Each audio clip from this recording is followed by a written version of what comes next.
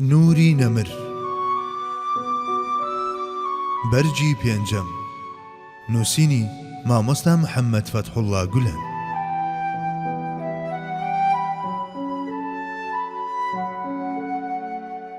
ئەلف پەنهانی لە جم و جۆڵدا. هیتلەر کاتێک باز لە ژیانی سەربازی خۆی دەکات دەڵێت من نهێنی دەرک پێنەکرانم دۆزیوەتەوە، کەچی ئێمە دەزانین بنەمای شاراوەیی لەلایەن پێغەمبەری خواوە سەڵ الله عليه وسلم بە مرۆڤایەتی ناسێنراوە، لە توانای کەسدا نەبووە پێی بە پلان و نەخشەکانی بەرێت، چ لە کاتی هێرش یان بەرگریدا.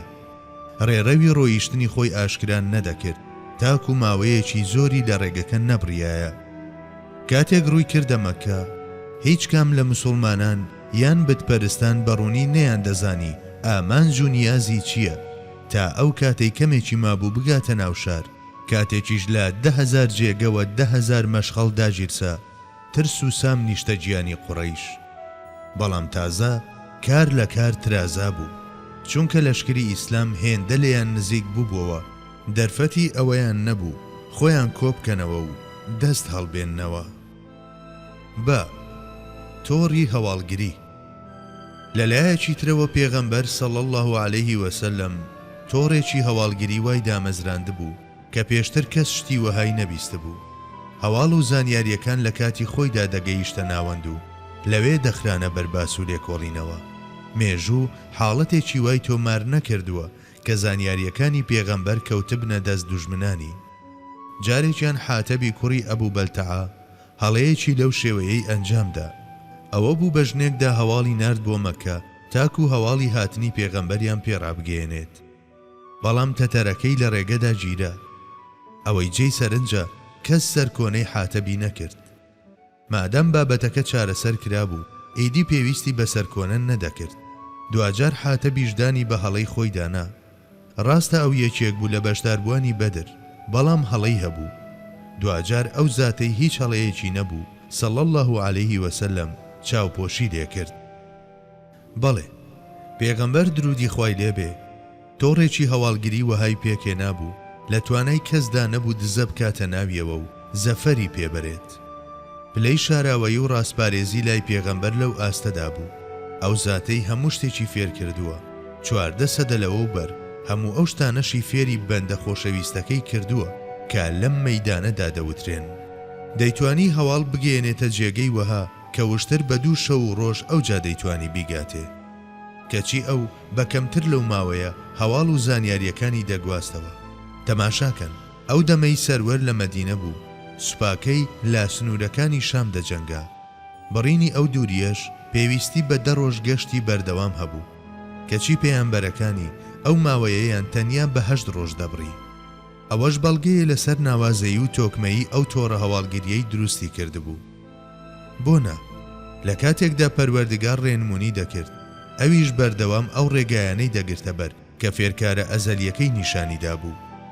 نێردراوی یەکەم ڕۆژێکی تەواو بە ئەسپەکەی دەڕۆیشت، پاش ئەوەی ماوەی ڕۆژێکی تەواوی دەبڕی لە ئەسپەکەی دادەبەزی و هەواڵەکەی دەسپارد بە نێردراوی دووەم و خۆی پشووی دەدا. دووەمیش بە ئەسپی خۆیەوە بە پەلە ڕۆژێکی ڕەبەقی دەبڕی و نامەکەی دەگەیاندە نێردراوی سێم. ئیتر بەو جۆرە تاکو هەواڵەکە دەگەیشتە شوێنی مەبەست.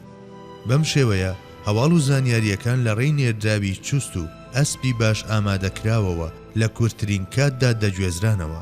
ئەجینا چۆن ڕێی تێدەچوو لە مەککەدا بنیشیت و هەواڵی فیزانت پێ بگات. ئەو خاوەن فەتانەتە مەزنا درودی خوای لێبێ لە چوارچێوەی هەلومەرجەکانی ئەو ڕۆژگارەدا بە هەر هەواڵێکی بۆن و بەرامەی دڵنیایی و ئاسوودەیی پەخش دەکرد و ڕۆژانێکی ڕەنجینی وێنا دەکرد.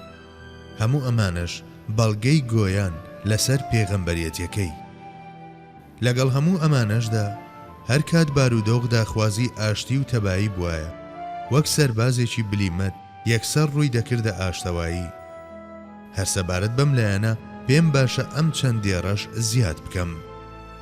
قورئانی پیرۆز پێی دەفەرموێت وَإِن جَنَحُوا لِلسَّلْمِ فَاجْنَحْ لَهَا وَتَوَكَّلْ عَلَى اللَّهِ إِنَّهُ هُوَ السَّمِيعُ الْعَلِيمُ. جا ئەگەر دوژمنان بەلای ئاشتیدا دایان شکاند و حەزیان پێکرد ئەوە تۆش ئامادەی خۆت دەرببڕە و پشت بەخوا ببەستە چونکە بەڕاستی ئەو زاتە بیسەر و زانایە. بەواتایەکی دیکە واتە دەست بە هۆکارەکانەوە بگرە و ڕەچاویان بکە. لەگەڵ ئەوەشدا پشتبەستن بەخوا فەرامۆش مەکە چونکە پشتبەستن بەبێ دەستگرتن بە هۆکارەکانەوە هێمای تەمبەڵی و تێنەگەیشتن و هەست نەکردنە. بەڵام پشتبەستن پاش ڕەچاوکردنی هۆکارەکان ناونیشانی ملکەچی و تەسلیم بوونە و هاوکات گوزارشتیشە لە ناسین و پەیڕەوکردنی یاسا و بنەماکانی شەریعەتی فیتری و ئاەتە تەکوینیەکان. جیم قۆناغبەندی لە بانگەوازدا. لە قۆناغێکی دیاریکراوی بانگەوازدا فەرمانی خواوەند بەم جۆرە بوو: ادع إلى سبيل ربك بالحكمة والموعظة الحسنة وجادلهم بالتي هي أحسن إن ربك هو أعلم بمن ضل عن سبيله وهو أعلم بالمهتدين.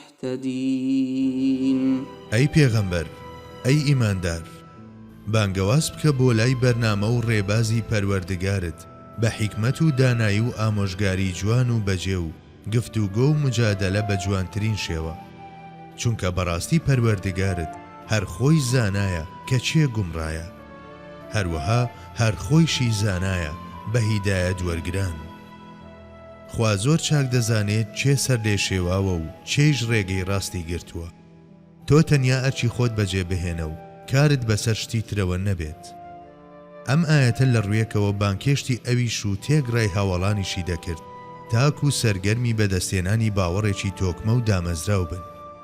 بە دوایدا قۆناغێکی تر هاتوو فەرمانیدا بە پێغەمبەر صەڵی الله عەلەیه وسەلەم لە کاتی پێویستدا بە زمانێکی تونتر جاری بانگەوازەکەی بدات و هۆزەکەی بێدار بکاتەوە.